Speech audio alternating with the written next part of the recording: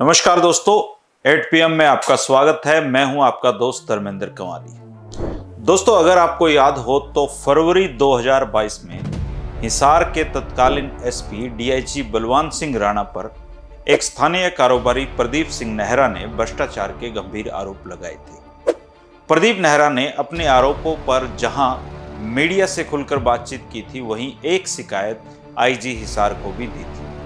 इस शिकायत में उन्होंने आईपीएस बलवंत सिंह राणा समेत वहां के तत्कालीन डीएसपी अशोक कुमार पर रिश्वत मांगने के गंभीर आरोप लगाए थे।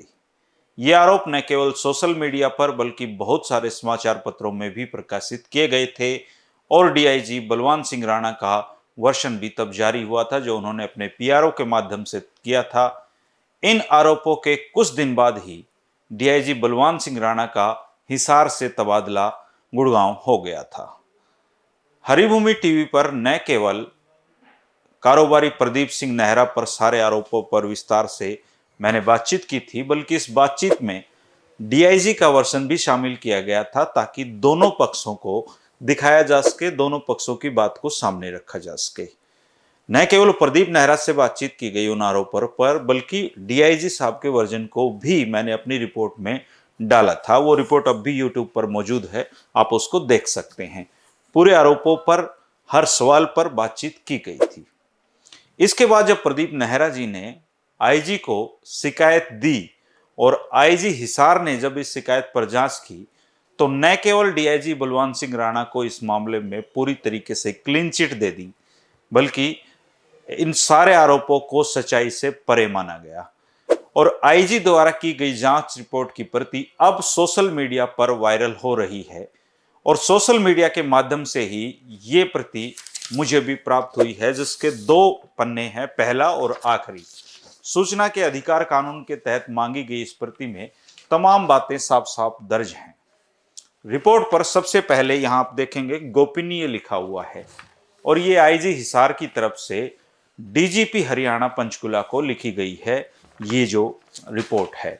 और इसका जो विषय है, इसके विषय में लिखा गया है सोशल मीडिया पर प्रसारित हिसार पुलिस अधिकारी द्वारा रिश्वत मांगने बारे। और साफ साफ ये दर्ज है कि ये उसी मामले में है। और जो विषय है, इसके बाद लिखा गया है कि उपरोक्त विषय के संबंध में आपके कार्यालय के पत्र क्रमांक 1438 SPL 11 फरवरी 2022 के संदर्भ में, यानी कि कोई ऐसा पत्र डीजीपी की तरफ से आईजी को आया होगा और इस विषय के संबंध में सोशल मीडिया पर बलवंत सिंह राणा आईपीएस तत्कालीन उप पुलिस महानिरीक्षक सह पुलिस अधीक्षक हिसार पर 25 लाख रुपए मांगने के आरोप प्रदीप नेहरा द्वारा लगाए गए हैं।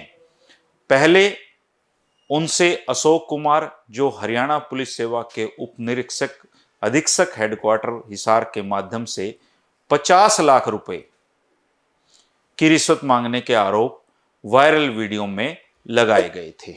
दिनांक 11 फरवरी 2022 को प्रदीप नेहरा ने आईजी के सामने पेश होकर उपरोक्त विषय पर लिखित में शिकायत भी दी थी। जांच रिपोर्ट का फिर ये पहला पन्ना खत्म है, फिर दूसरा पन्ना, ये सबसे लास्ट पन्ना इसमें है जो वायरल हुआ है। जांच रिपोर्ट के 10वें पॉइंट में लिखा गया है कि उपरोक्त विषय पर जांच के दौरान शिकायत के अवलोकन से, शिकायतकर्ता के कथनों से, उत्तरवादी पक्ष के कथनों से व संबंधित दस्तावेजों का अवलोकन करने पर पाया गया है कि शिकायतकर्ता द्वारा पूर्व में दी गई शिकायत की जांच हर पहलू पर कानूनी प्रक्रिया के अनुसार पूर्ण करके नियमानुसार उसका निपटारा कर दिया गया है। शिकायतकर्ता के खिलाफ अभियोग संख्या 130 दिनांक 7 फरवरी 2022 धारा 306 34 भारतीय दंड संहिता थाना एसटीएम हिसार में मृतक की पत्नी के कथनों में दर्ज हुआ है और अभी अनुसंधानाधीन है। शिकायतकर्ता द्वारा सोशल मीडिया पर वायरल वीडियो और अपनी लिखित शिकायत के संबंध में कोई भी ठोस साक्ष्य गवाह प्रस्तुत नहीं किया गया है। शिकायतकर्ता द्वारा लगाए गए आरोपों के बारे में कोई सच्चाई नहीं पाई गई है तथा शिकायतकर्ता द्वारा बलवंत सिंह राणा आईपीएस तत्कालीन एसपी हिसार व डीएसपी अशोक कुमार के ऊपर रिश्वत मांगने के आरोप उपरोक्त अभियोग में नामजद आरोपी होने के परिणाम स्वरूप लगाए जाने प्रतीत हुए हैं। रिपोर्ट आपके अवलोकनार्थ प्रस्तुत है। और इसके बाद नीचे इस रिपोर्ट में राकेश कुमार आर्य, पुलिस महानिरीक्षक हिसार मंडल लिखा है और राकेश जी के इस पे साइन है। ये जो सूचना की प्रति है दोस्तों, ये state public information office, IG police office Hisar से मांगी गई थी, किसी के द्वारा मांगी गई है। और इसी रिपोर्ट की 2 प्रतियां, एक पहला पेज और एक लास्ट पेज सोशल मीडिया पर वायरल हुआ है। अगर ये पूरा कहीं वायरल होता या मिलता तो मैं पूरा भी आपको पढ़कर सुना सकता था। लेकिन महत्वपूर्ण बात इसमें यह है कि जो प्रदीप नेहरा जी ने डीआईजी के खिलाफ शिकायत दी थी, वो शिकायत पूरी तरीके से आईजी की रिपोर्ट में उसमें कोई सच्चाई नहीं पाई गई है। और उन दोनों को, आईजी को, डीआईजी बलवान सिंह राणा जी को और अशोक कुमार जी जो डीएसपी उस समय थे, उन दोनों को क्लीन चिट इसमें पूरी तरीके से दे दी गई थी। हालांकि जो प्रदीप नेहरा हैं, कारोबारी हैं, उनसे मेरी फोन पर बातचीत हुई है तो उन्होंने कहा है कि वो रिपोर्ट उन्होंने भी सोशल मीडिया के माध्यम से ही देखी है और वो अपने वकीलों से विचार विमर्श कर रहे हैं और अन्य कानूनी विकल्पों पर भी विचार कर रहे हैं। जांच रिपोर्ट के बारे में उन्होंने कहा कि इस बारे में वकील ही अब ज्यादा बता पाएंगे, क्योंकि वो अपने आरोपों पर आज भी कायम है और इंसाफ की लड़ाई हमेशा जारी रखेंगे।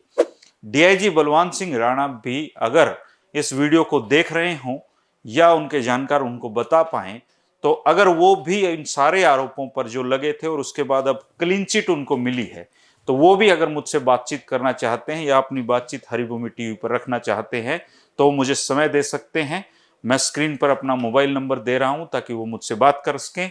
उनकी पूरी बातचीत भी अगर वो चाहेंगे तो मैं यहाँ पर डालने के लिए तैयार हूं, क्योंकि मेरी ये जिम्मेदारी बनती है कि जब उनके ऊपर एक कारोबारी ने आरोप लगाए थे तो उन आरोपों को भी प्रमुखता से प्रकाशित किया था।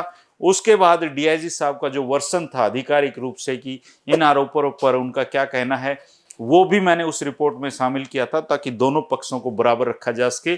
और अब ये जो उनको क्लीन चिट मिलने की जहां तक बातचीत है, ये आईजी हिसार की जांच रिपोर्ट है जिसकी 2 प्रतियां सोशल मीडिया पर वायरल हो रही हैं।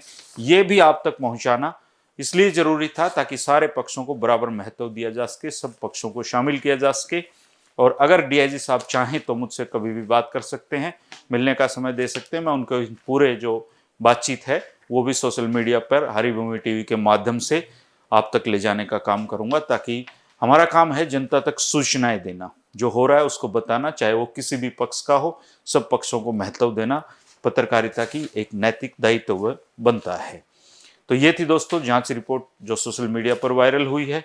अगर इस मामले में कोई आगे अपडेट होगा या डीआईजी साहब संपर्क करेंगे तो उनसे भी बातचीत करके जरूर वीडियो में डाली जाएगी। शुक्रिया, नमस्कार।